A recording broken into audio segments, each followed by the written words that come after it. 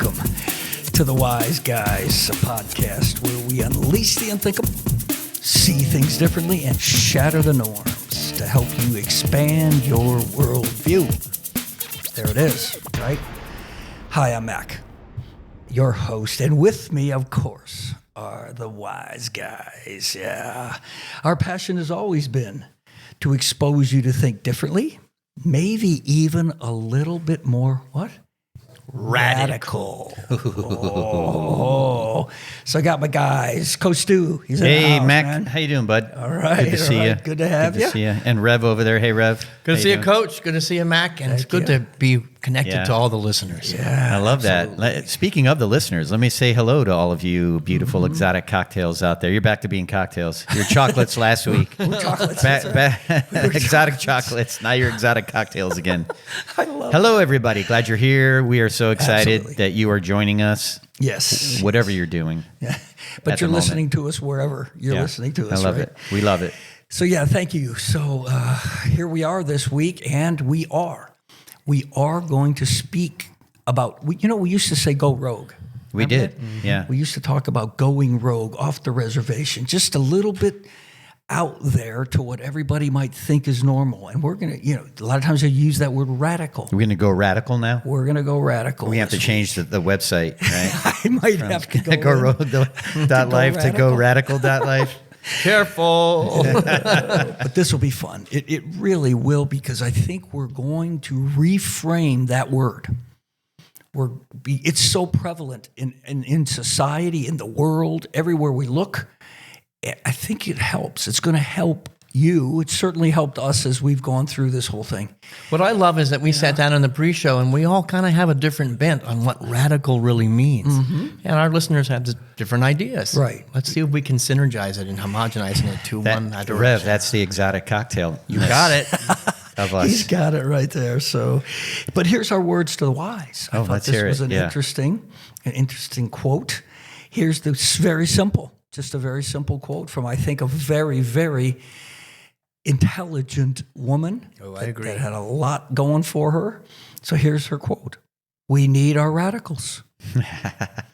Plain and simple. And this came from Eleanor Roosevelt. Yeah. Can you imagine her saying that back in the day? Think about the time she was. Exactly. Yeah. They were dealing with World War II with an individual that was quite the radical, but I think we might redefine that Yeah, we will. tonight, won't we? Yep. But she in herself, she was a radical. Women's voices were starting to enter into the arena, and she was speaking up without apology. She's awesome, man. Yeah, she was really incredible. So, radical. Now, you have a certain thing that comes to your mind when anybody says that word, when you might use that word to describe somebody, some group of people, some actions that yourself, exactly. So there's another way to look at that, though, that we have one word called radical.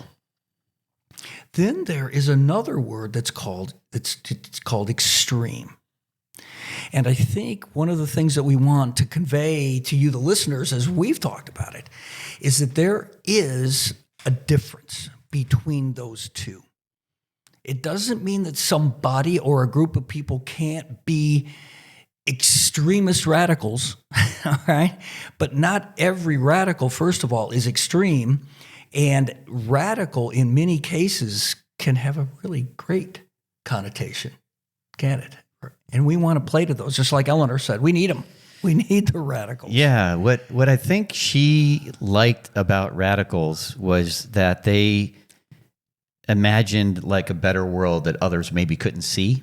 Yes. And I think she admired that ability, like to envision something, greater. True. That was her. I think that was her. Sure. Which is why she would have said something like that. So simple. It's pretty. I think that's why this podcast exists. We're seeing things, calling things out that maybe the rest of the world has missed. Yeah. And I love being that way, in balance, in harmony. Could we get at extreme? If we wanted to, we could. Could anybody who's pushing the paradigm of a possibility go to the edge of now violence? Yep, it happens. Sure. And it's natural in a certain sense that people tend to act certain ways, whether it's individually or as a group, because of the whole herd mentality and herd biases. I think, though, that what we tend to do, and we've talked about this in other podcasts before, throwing a card, right? We had a whole episode about that, right? Throwing a God card, throwing a whatever card. I think we also have a radical card that in many, many situations where we get fearful or we're uninformed or we just bring in our biases, we will take the card that we have that's labeled radical and we'll just flip it out there. And many times that stops the thinking at that point. There it is, you've grounded it, that's radical. When in fact, I think most of the time when you throw the radical card, you're really throwing the extreme card. Yeah. You know, That could happen. I think a lot of times you look at something as radically, but really your thoughts go to an extreme place is how you've been sort of taught. The original intention is so vitally important. Understand what is the reason for being a radical. Right. If you don't have a clear reason, Right. it goes to the extreme really easily. What is my intention? As you said, is it to make the world a better place? Yeah. Is it to create a new idea that maybe is going to make the planet a better place? Or is it to be right? Is it to tear down? That intention is vitally important, and we often forget the initial intention. Right. I think it's happened with religion. Sure. I think it's happened with politics. What was my intention to begin with? When I forget that, things get out of control. Yes, and we don't. This whole discussion about radical versus extremism. Understand that Reb just already sort of introduced it there. This isn't strictly a political thing that people will use, and people use these words strictly when it comes to politics. There's much broader application than just that. But I do want to. I want to talk about an example because these are the kinds of things you need to be aware of. I'm not going to name any names. I'm not going to talk anything specific. But everybody has a state congressperson that represents them in the state legislature. And I do too. And I get a little newsletter from this person periodically, which is great. I appreciate this person keeping me up to date about what's the legislation, what are they doing, what are they voting on. These are good things. This person sent me one detailing what they had done, and as part of that little newsletter, he justified his point of view and what he was trying to do by calling the reason that they needed to do this was because the other side was radical. All right. Now, differences of opinion, differences of perspective, this is all part of government. This is the way government works. But when you have to use and sort of deify, diminish and degrade the other side using that kind of word, and we do it all the time. I'm not blaming anybody in particular. This is just an example. Then all of a sudden, now we're rallied against those that are bad as opposed to going for what's good. And he was doing a lot of good things. I wasn't complaining about, I can't believe you voted for that legislation. That wasn't a point. So in that context, radical is used as a method of division. That's right. Being right or tearing down. And I think that's an extreme use exactly. of that power of change. Right. And again, what's the intent behind it? Correct. So I'm just giving you an example that it's out there and how you want to deal with it. Do you want to challenge it? I challenged him on that. He sent me a thing back and he justified why he used it and why that was part of the deal. I've done what I can do. At that point, as a constituent, I've just let him know, hey, I think you're off base using that kind of verbiage to get what you want. That was that's was your assessment that it was a radical use of the word radical that he did? I would think it was off base, radical. Yeah, it was making an extremism out of. It wasn't a difference of opinion. It was a bad difference of opinion, if I can use it that way. I don't know. If anybody has ever seen the movie The Princess Bride, right? There is a word that gets used. Inconceivable. And at one point he's told, I don't think that word means what you think it means, And that's good. I like that. And I think that's what I'm hearing with this. I don't think that word means what he thinks it means. I think his definition might not be what it really is. It's more extremism than it is, because a radical, you could be called a radical and someone can call Thank you a you. radical and you can Thank say, you. thank you very much. Like, yes, Jesus you. was a radical. Yeah. MLK was a radical. Right. Yeah. Gandhi was a radical. Yeah. Yes. Thank you. I'll be in that group. Yeah, the good company, right? That's good company. So you have to take stock of how you use that word, think about that word, react to that word. And what we're going to try to do in this episode is just shift that thinking to something a little different. We talk about that all the time, don't we? Here's where we're going to start. Let's start here. We would like for you, for the rest of this episode, to think of the word radical as Stu was just talking about, as I want some of that, not I'm going to run from that. Just shift your thinking a little bit to say, I want to be part of that camp. I want to be radical. That's right. One of my favorite books is by Colin Tipping, Radical Forgiveness. That's Radical becomes a holy, Great book. a holy Exactly. energy. Yeah. It changes the whole meaning of the word. That's exactly. And you also have to be conscious, whether it's in yourself, and we were talking about this in the pre-show. Rev was really good about this. He always brings us back to us, doesn't he, Stu? Yes, he does. All roads lead back to, what is radical within me and what is extreme within me. Instead of pointing out there, he always wants to start here first, which I really love him for. Oh, yeah. So when you think about yourself or groups of people or whatever, if you really buy into being a radical, oh yeah, I'm good with that, man. I think lots of good things come from people who are radicals. How does it, if it does, not always, but how could it and might it shift from radicalism for the common good, something that's positive, something we're leaning into? How does it escalate, if you will, from there to extremism? Yeah. How do we watch out for that? I know. Well, okay. So there's two questions there. How do we? You're trying to trick us, Rev. He's trying right up front, trying to trick us. The first question was, how do things shift from being like radical to extreme? Like, to and extreme. then you said, like, what do you do when that happens? I think one way that this can happen is when why you're having these thoughts or doing what you're doing becomes less important than winning at all costs. Once you want to win at all costs, that could be like ethics thrown out. It could be a lot of factors. Sure. You head over into the world of extremism, the land of extremism. Wow. Right? And we're all prone to go there, none of us should think that we can't or don't go there. Look at that. Periodically. Good job, my student. All roads lead to personal responsibility. See, I'm learning, Yoda. Yeah. But you know what it is? It's consciousness. Yes. What you're talking about is absolutely conscious or unconscious. That's where that bridge is between radical, I'm aware of what I'm doing for good, and unconscious, I'm going to win at all costs. I become the reptilian brain starts to kick in, and it's just, I'm going to win. Right. You lose all sense of discernment. You lose all sense of wisdom. You lose all sense of your purpose and your intention. Correct. You can also look at it like your way is the only way.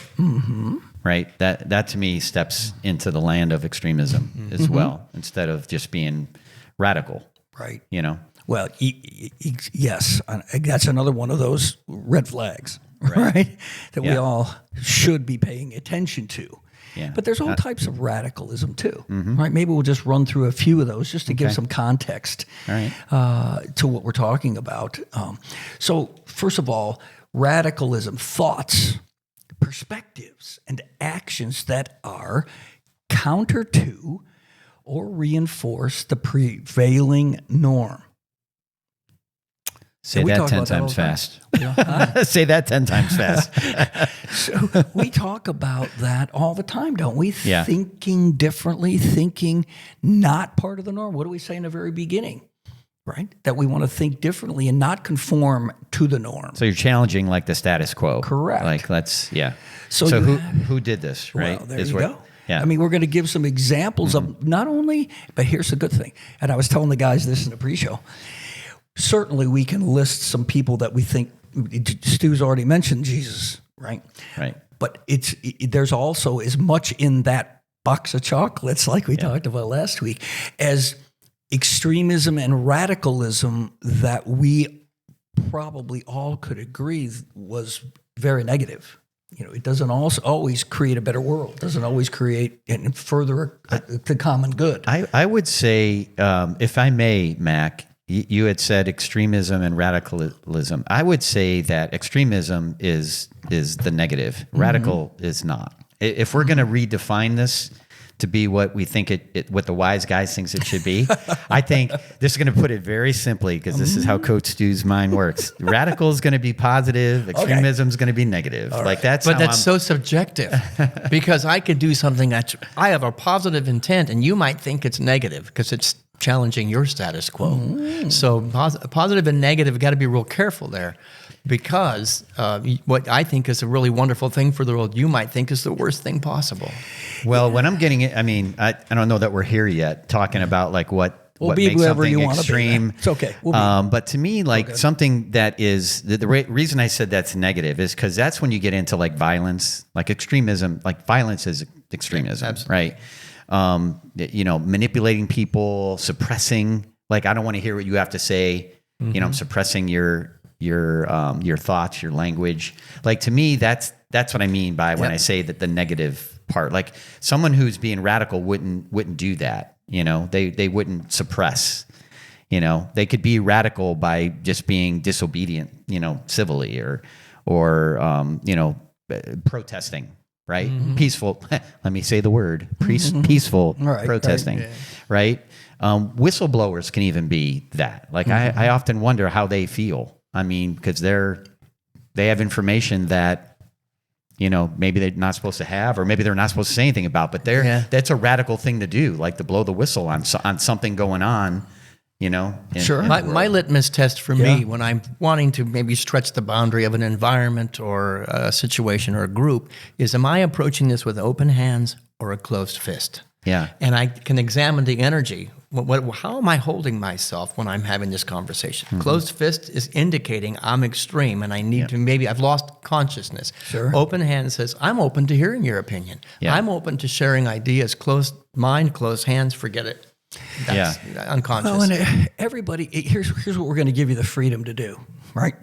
You can exchange the word radical, as Stu was pointing out, is we're using it in this context for good, that it's a positive thing. Stick anything in there. If that word just doesn't go through your brain and it can't quite connect to a positive, think outside the box. Think differently. Go to the inside edge, like we talk about. I mean, all of these things, be a misfit. All of the different connotations. If you need a different connotation, fine. It's all got the same intent. It's all got the same, purpose. And the thing that we're talking about here, it's that whole idea that you're not conforming to the norm. One of my favorite Bibles to read is the Possibility Thinker's Bible.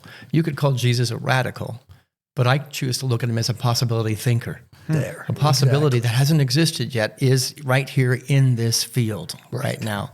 Yeah. Use that. Exactly. That's what works for me. Just reframe it if you need to reframe it. It's okay. Is it safe to say that Jesus might have reimagined how people were looking at God?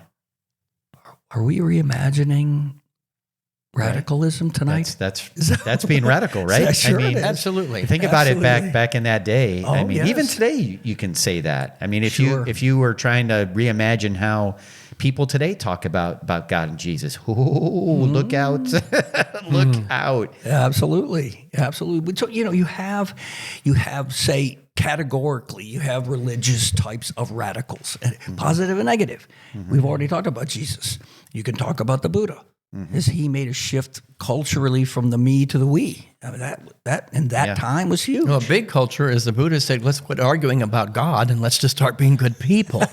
That was radical at the time. What do you mean not talk about God? The Buddhists don't talk much about deities. Right. They talk about being kind. How can kindness be considered radical? But it was at the time. That's amazing, isn't it? Well, that brings up another good point, that as we go through history, as we go through time, in our own lives to reframe certain things in our time. We'll change things now and reframe them now, where 15 years from now or 20 years from now, we've got a whole other cycle going on. 20 years from now, they're going to be listening to this podcast and go, those guys thought they were so cutting edge. Right. But we like them anyway. Yeah. Hopefully that's what they're going to say, right? So we got the So if you're listening to this podcast 20 years from now, we love you. That's right. Just know right now Exactly. we love you. But Martin Luther, he was a radical. Yeah. I don't think anybody can disagree with that. Yeah. How about this, though? Here's a negative. I'd say here's a flip side of that, however you want to couch it. What about the Inquisition? For those of you that aren't that familiar, you can Google it, you can look it up. But for the most part, there was a heretical hunt in Europe for people that didn't believe the Catholic Church norm. It started to split, and they started to go look for people that were Christians, a lot of them, and they would do horrendous things to them. So that was radical. That was extreme. That was absolutely extreme. So it's That wasn't radical. That's extreme. Let's see, there That's we go. extremism. Okay, so there's extremism. Yes, there's political things that we can look into history as well. What about the Revolutionary War here in America? Mm-hmm. That was radical. Yeah. Now, it was a war, Right. so we went to war against the British. Extremism? Yeah, that's Big question that's on the planet right now. When is violence a necessary component to protect whatever it is we're protecting? And is that extreme, or is it a necessary, I'm going to say it, a necessary evil? wow. Talking earlier, it's like if somebody came in here and started beating on you guys, I'd take this old massive body of mine and I would defend you. And if I had to use violence to defend you, is that extreme? It is for me because I'm a pacifist. Mm-hmm. But there's an edge to that pacifism where it's like, no, that doesn't happen on my watch. It cannot. And there are those that would say that was just the right thing to do. Mm-hmm. There were those that say, you radical extreme guy. Well, I don't know. You can mix faith, you could mix religion, you can mix ethics into this. Boy, it could get to be a real unusual soup if you want to throw all of this stuff in there. At the same time, we all have to get grounded in certain ways that we can be confident in ourselves and in our heart and in our spirit. There he goes. He's taking it right back. Because your right will be different than my right. Yes. Your wrong will be different than my wrong. At the end of the day, what is my intention? What's going on the inside of me? Right. Take the actions that are appropriate. The next right thing to be in congruity with the light and the love that is within me. Can I get maybe a couple gold stars or something here tonight? No, you're going to go, that'll preach. That'll preach. There you go. Oh, boy.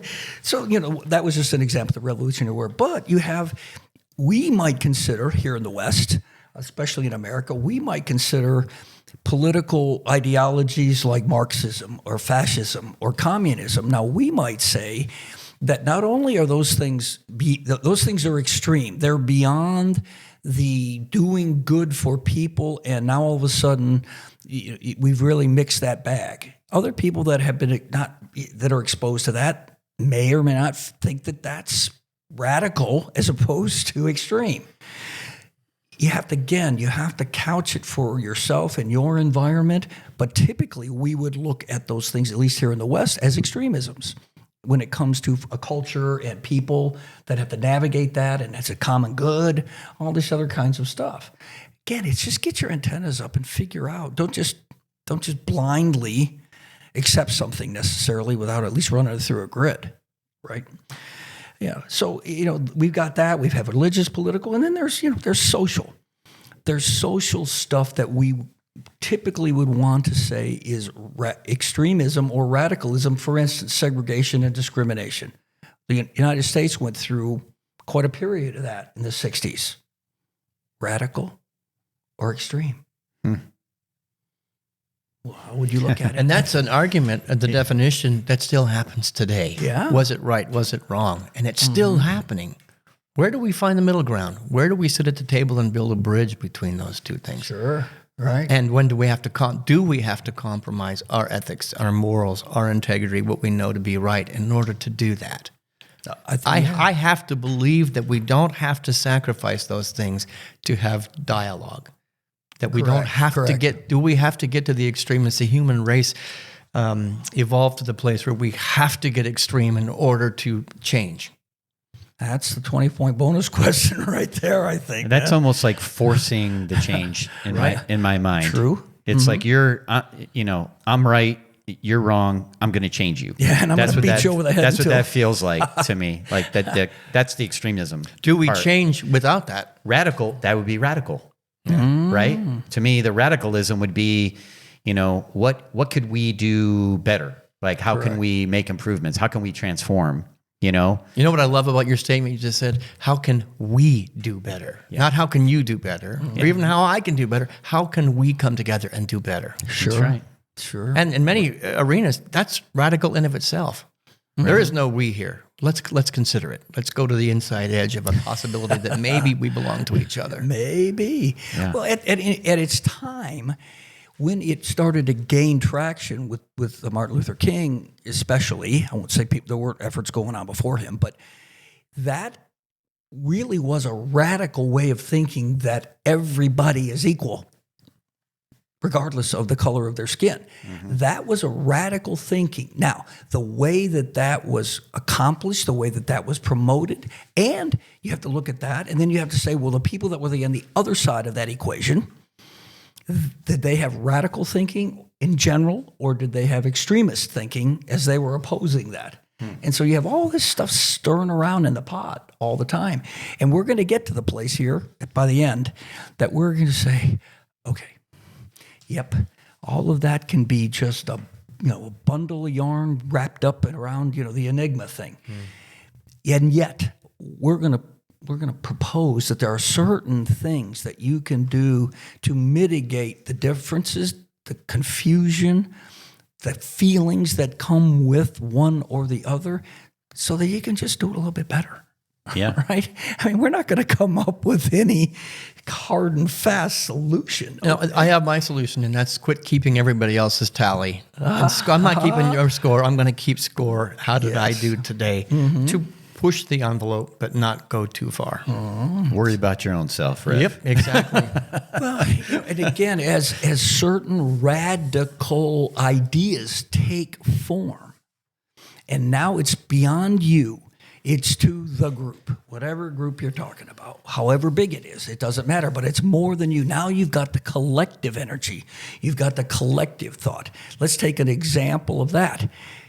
I don't know how familiar you are with the words manifest destiny, but what happened in America was that we took the stance, as America was growing as a country, that we had a manifest destiny, that this was going to be ours, that this land, that this country, we were destined to have all of this.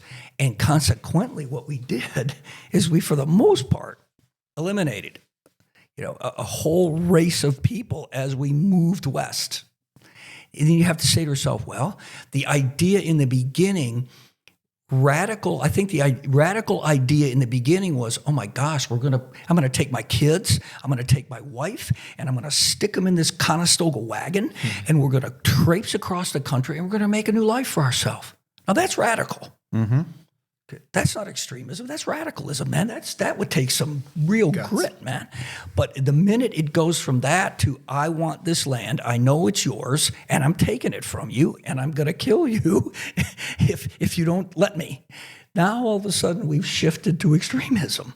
Right. And again, and is the fabric of our entire nation, Yeah. go on a bunny trail, welcome to my world, based upon extremism, is the grabbing of land and the grabbing of customs and the annihilation of customs an extreme energy that exists at the core of our country today? I believe it does, and we haven't healed it. So that we just continually play the same energy over and over and over, and we're getting more and more divided because that energy has not been brought up, talked about, and healed. Wow. I love that. It's an energy Are we problem, an extremist nation? There are people in the world that would say the United States is an extremist nation. Yes, they certainly. And we're going, no, we were just radical. Right. Did we cross the line? That's another one of those Sorry for the bunny trail, but beautiful questions. That's okay. It's got me thinking. Well, radicalism could be good and not be extremism if there's positive, let's call it, you're talking about Intentions, what's happening, right? positive social change, let's say, right? For the greater good of all. correct. So, yeah. Right. So, and I'm not saying that we were perfect in that, because, we weren't, but if that was the intent, and I mean, who knows what the real intent was, Right. but if that was the intent, that would be radical. It wouldn't be extreme. That would be a good thing. I'm trying really to help everybody. Maybe we might have lost our way here and there, but the intent was for positive social change, right? I think you bring up a really good point, and we're going to end on this. We'll take a little deep breath, take a break, and come back.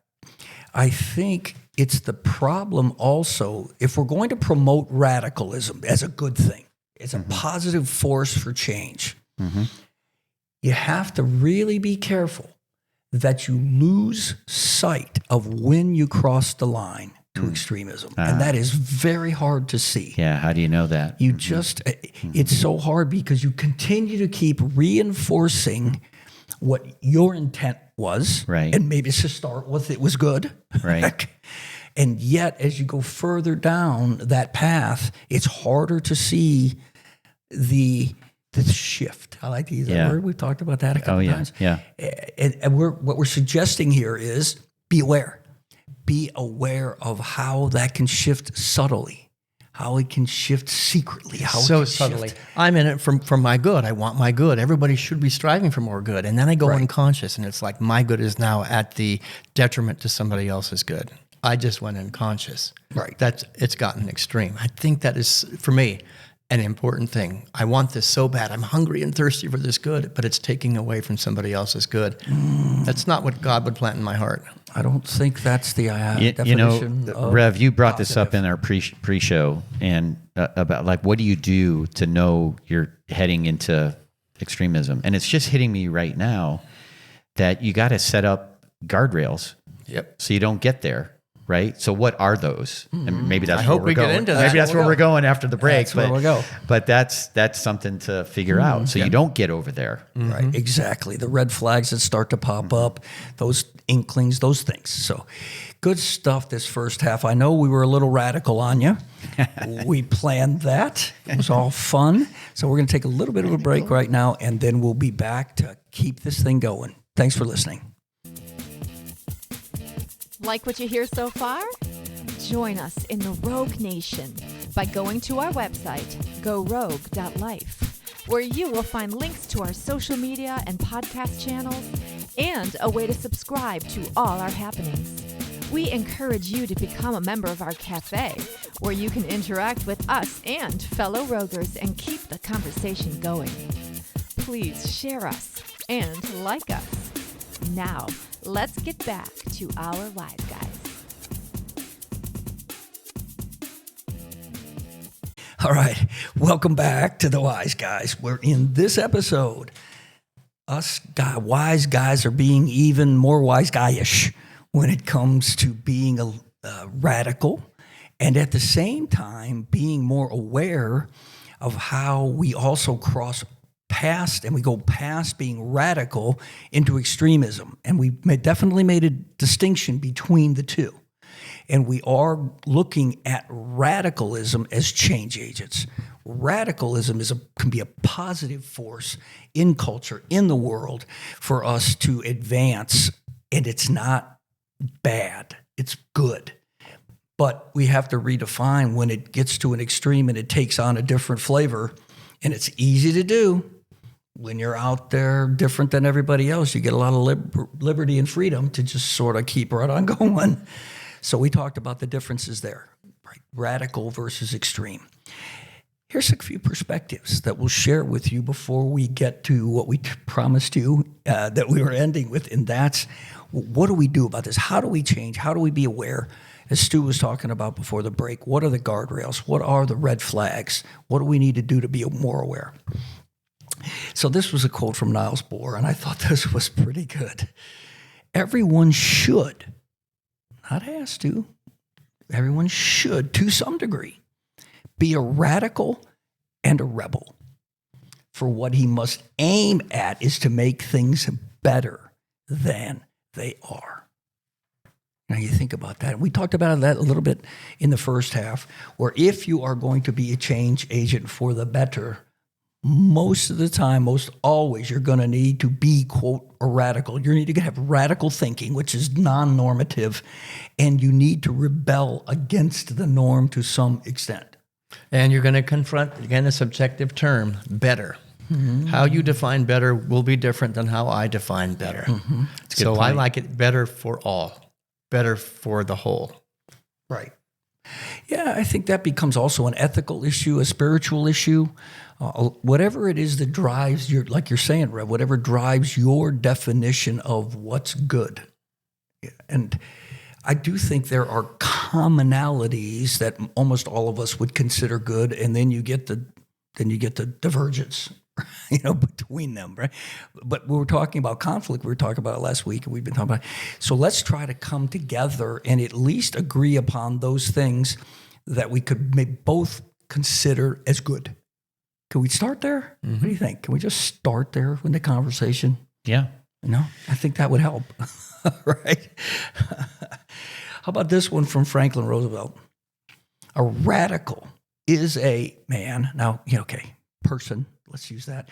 A radical is a person with both feet firmly planted in the air. Do you like that? Don't you? I mean, what does that say to you guys? I'm wondering what it's going to say to you out there, but what does that say to you guys?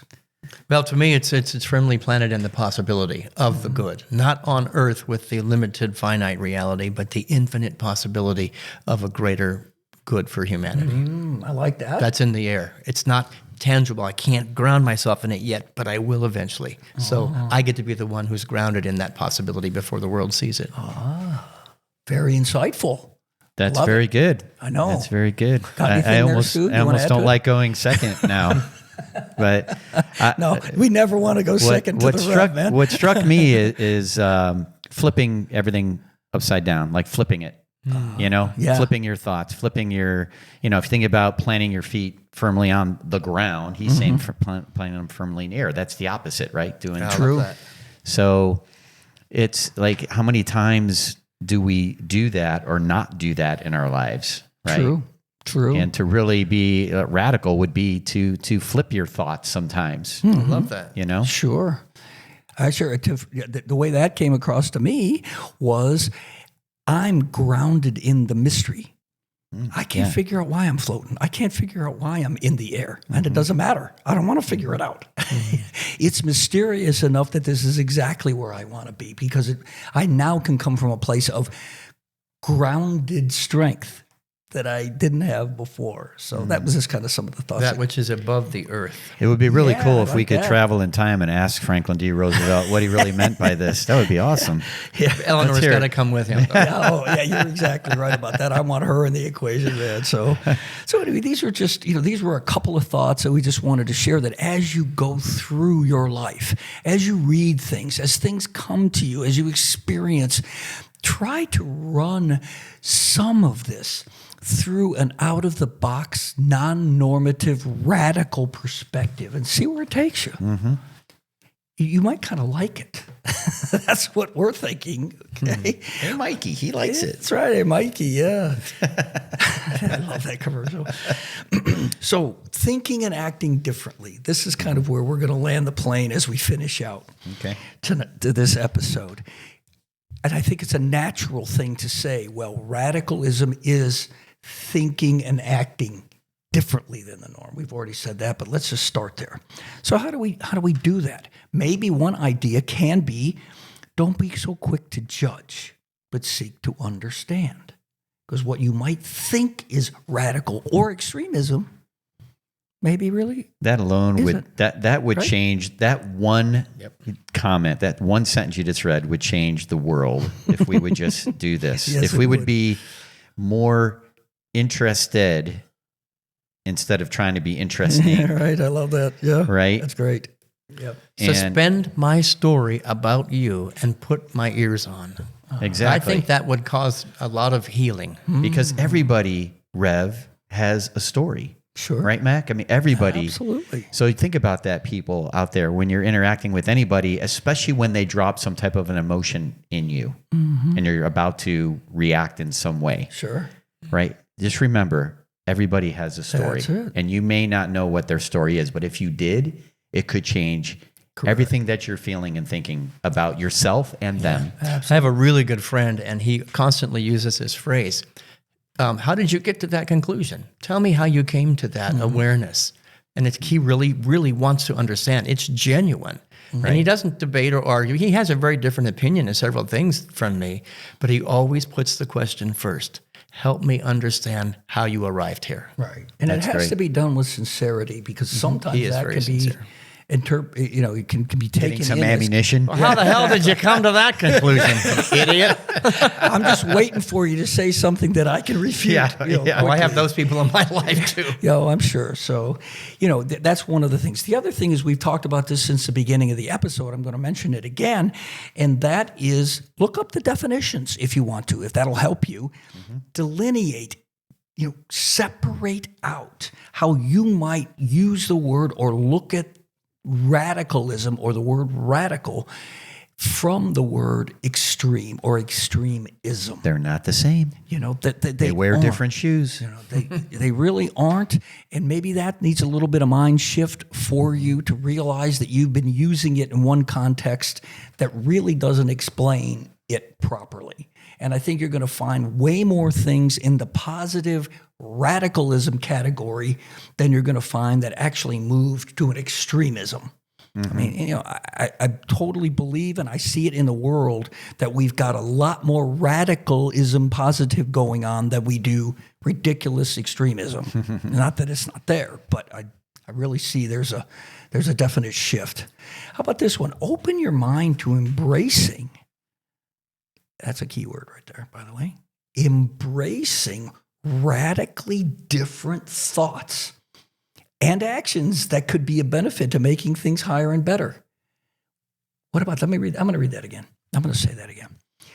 Open your mind to embracing radically different thoughts, not extremism, radically different thoughts and actions, because obviously thoughts should lead to actions, right? That could be of benefit to making things higher and better. Yeah. What do you think? Yeah. Well, radicalism is, I may have said this earlier. I don't know if this was pre-show, but a radicalist, is that a word? I'm coming up a new word. Wait, a radicalist. A radicalist would say, Radicalist. how can we make things better? That's what you're talking about, right? True. How can we make things better? Absolutely. And, to me, an extremist, because that is a word. Yes, I it know is. that one. Yes, it is. Would say something like this, like, how can we destroy what we hate?